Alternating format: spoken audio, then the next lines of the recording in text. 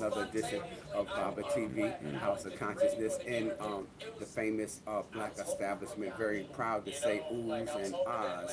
And this is the first location. The last time I interviewed Brother Tehuti, we were in their bigger, more recent location, but this is the original location here. And Brother Tehuti was saying that this is a well-known place. All the hip hoppers, when they come, the people they've heard about this place, and this is where everyone comes to get. Even Sonetta came here. Yeah, 1005 U Street. Right, and when he was here with Brother Reggie and what's the other brother's name? I forget. And they all came, Brother Roy Bay, and they all came here and got something to eat. And they said that the food was good.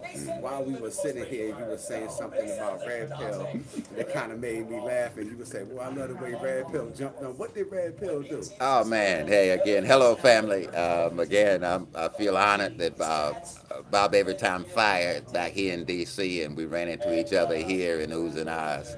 And I'm a regular viewer of Bob Every Time's Fire channel.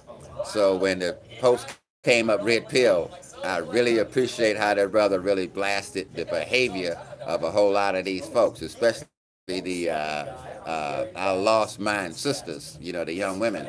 And I mean, what he said, people are known by the strength of their women. Well, right now we are in the dumps because of a lot of the behavior. These sisters going, what did he talk about? The sister, Vicki Minaj, saying that she didn't know that she had created a trend, you know, like, which is basically leading to sisters doing what we call the social media prostitution. You know, the way they carry themselves, what they're wearing out in the street. It's real hard for an old timer like me to look at a lot of these young girls and have any kind of pride in how they're carrying themselves and what they are doing in terms of posting up on the social media sites, how to get in touch with them, you know, for a few bucks.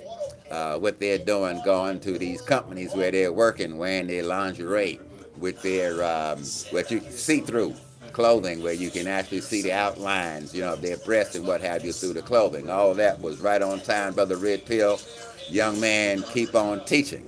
You know, like, I'm an old soldier, you know, like, hey, a senior citizen who won't be on the scene, you know, like, long enough, but we need young soldiers like you who's going to keep telling it like it is. I really love that. And I also watched when Baba talked to Brother Sankofa. Brother Sankofa, I agree with a lot of stuff you said, but now the Negro ain't dead. The Negro is alive and well, and you come to a place like the DMV, where I'm sitting, and you get a chance to see a lot more of them live and in color, as opposed to where you might see them in some other places. That we've moved away from understanding who we are, how great we were as a people before being captured and brought into the institution of slavery hundreds of years ago.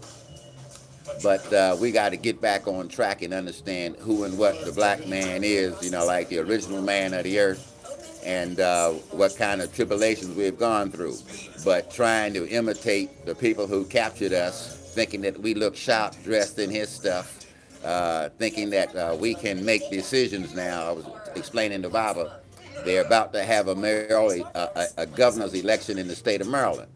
And I was talking to some brothers who was explaining that they're going to vote for the white man over the brother, a white Republican over the brother, because the brother, when he was the executive of the county, he didn't do a good job, especially with the school system.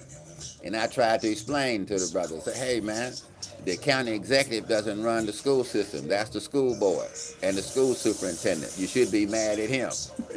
But how is it that, again, in 2018, especially when you got a criminal Nazi like Donald Trump as president, showing that he's already said it 100 times how he hates and dislikes people of color, and you're going to support somebody who represents his party against a brother? This is 2018. Are we crazy? So now, Brother Sankofa, a lot about the Negro might be dead, but the Negro is still alive and well in places, because we, as a more mature people, haven't really learned the art of what politics is in terms of improving our community. You stand on the sideline, and then once an election cycle might go vote, but don't know anything about, haven't had any type of political education.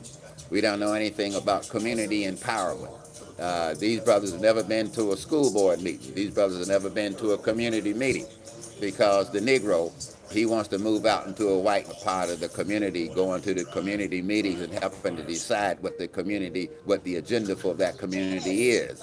He thinks he's doing something great when he just shows up once every year, once every 4 years, or every 2 years to just cast ballots. That means that he hasn't been politically educated, but he thinks he knows this system.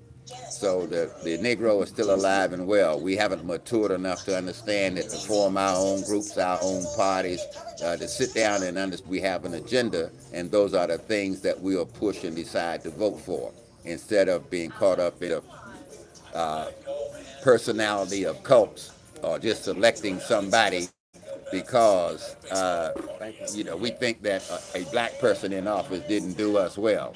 So the Negro is alive and well. In fact, from where I'm at, from where my standpoint, I'm 74 years old, and from where I'm sitting, I see things going backwards. We in the 1970s, in the early 1980s, we had yams and greens. That's me, yes sir. Again, forgive me, family. Again, this is the best little small restaurant in all of Washington, D.C. It's called Oohs&aahs, and we can see that we've just been served our dinner. Goes on out. Peace and black power.